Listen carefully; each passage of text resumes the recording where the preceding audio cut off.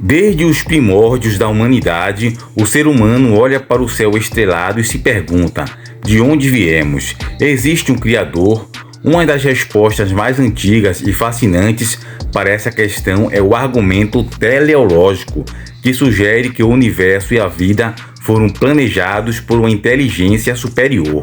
O termo teleológico vem do grego telos, que significa propósito ou fim. Esse argumento propõe que a ordem, a complexidade e a precisão do universo não poderiam ter surgido por mero acaso. Assim como um relógio aponta para a existência de um relojoeiro, o universo aponta para a existência de um criador. O universo como evidência do design inteligente. Imagine que você está caminhando por uma floresta e encontra um relógio no chão. Você não pensaria que ele surgiu espontaneamente da Terra, certo? A complexidade das engrenagens e sua funcionalidade indicam que ele foi projetado por alguém. Da mesma forma, quando observamos o universo, vemos padrões e leis que indicam um design. O físico Paul Davies uma vez disse: parece que alguém ajustou com precisão as leis da física para que o universo pudesse abrigar vida. Isso significa que pequenas mudanças nas constantes físicas poderiam tornar a existência impossível. Se a força gravitacional fosse um pouco mais forte ou mais fraca, as estrelas não poderiam se formar, e sem elas não haveria planetas nem vida. Além disso, a estrutura do DNA, o código da vida, é um exemplo impressionante de design. O DNA contém informações precisas que determinam o funcionamento de cada organismo vivo. Se um simples software de computador precisa de um programador, como poderia um sistema tão incrivelmente complexo como o DNA ter surgido sem uma mente inteligente por trás? Observe que tudo isso aponta pela lógica para um criador que está fora do espaço temporal. Agora vamos falar sobre a lógica do criador fora do espaço-tempo. Outro ponto fundamental do argumento teleológico é que o criador deve estar além do espaço e do tempo. O universo teve um começo, como indicado pelo Big Bang, e tudo que tem um começo precisa de uma causa. Essa causa não pode estar dentro do próprio universo, pois ele mesmo é o efeito, portanto, deve ser algo ou alguém fora do espaço-tempo, eterno e todo-poderoso. É como a pintura e o pintor. A pintura existe, mas o pintor não faz parte dela.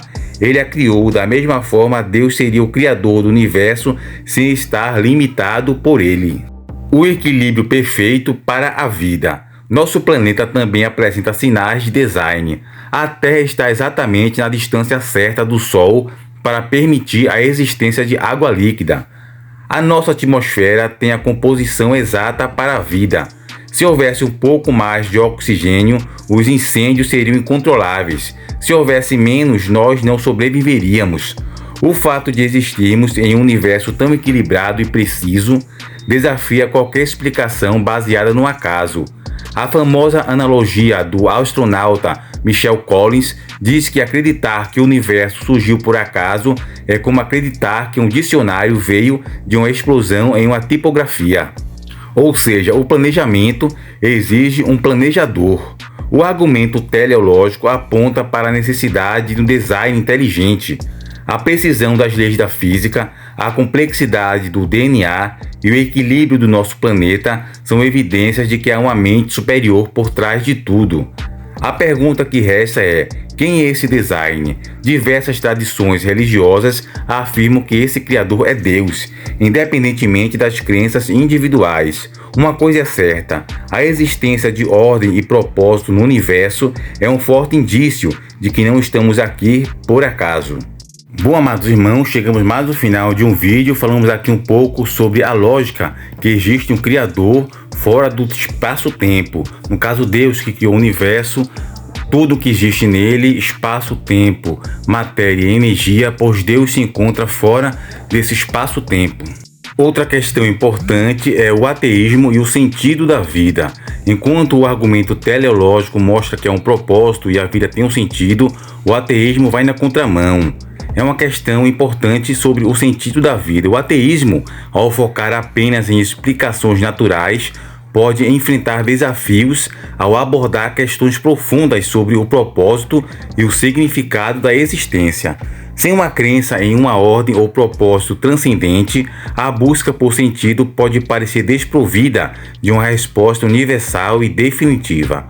Para muitos, a religião oferece um quadro coerente e consolador para entender o propósito da vida e a existência. O ateísmo pode, portanto, parecer limitador em suas abordagens para lidar com essas questões existenciais fundamentais. Também temos a subjetividade da experiência humana, ou seja, o ateísmo, enquanto uma posição filosófica e científica legítima, enfrenta vários desafios e críticas que devem ser considerados. A rejeição de qualquer possibilidade sobrenatural, o reducionismo científico, a falácia da presunção ateísta, as questões sobre moralidade e o sentido da vida e a subestimação da história filosófica e da experiência subjetiva são pontos de debates importantes.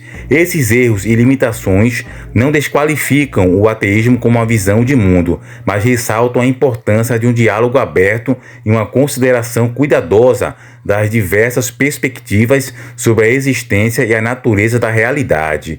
Em última análise, a busca pela verdade e pelo entendimento deve envolver um exame crítico e uma abertura para a complexidade e a profundidade da experiência humana e do universo. Pois o ateísmo deixa muitas perguntas em aberto. Eles falam que questionam bastante, mas quando se fecham para o ateísmo, eles esquecem de questionar as suas próprias crenças ou falta de crença. Por exemplo, sobre a moralidade. Como eles vão falar sobre o que é certo e o que é errado? Ou de onde se originaram os padrões morais, se eles nada mais são que invenções humanas? Então, no caso, não existem genuínos padrões morais universais em relação ao bem e ao mal. A consequência disto é o relativismo moral. Porém, as pessoas não acreditam que não existe um padrão moral supremo em relação ao bem e ao mal. Pelo contrário, todos nós, seres humanos, agimos e vivemos como se existisse um. Com Deus, nós temos um padrão real e transcendental em torno do bem e do mal. Outra questão também é o mal e o sofrimento. Muitos ateus frequentemente apelam para a presença do mal e do sofrimento como argumento contra Deus. Porém, de onde é que os ateus obtiveram a ideia de injustiça? Chamar algo de mal ou injusto requer conhecimento do bem e da justiça. Então, de onde chegam esses padrões? Falhas e defeitos no mundo altamente ordenado e arquitetado é melhor explicado como resultado do mesmo ter sido, entretanto, estragado, tal como diz na narrativa de Gênesis. Então, que você possa refletir sobre esses assuntos e que Deus possa abençoar você grandemente. Fique com Deus e até o próximo vídeo.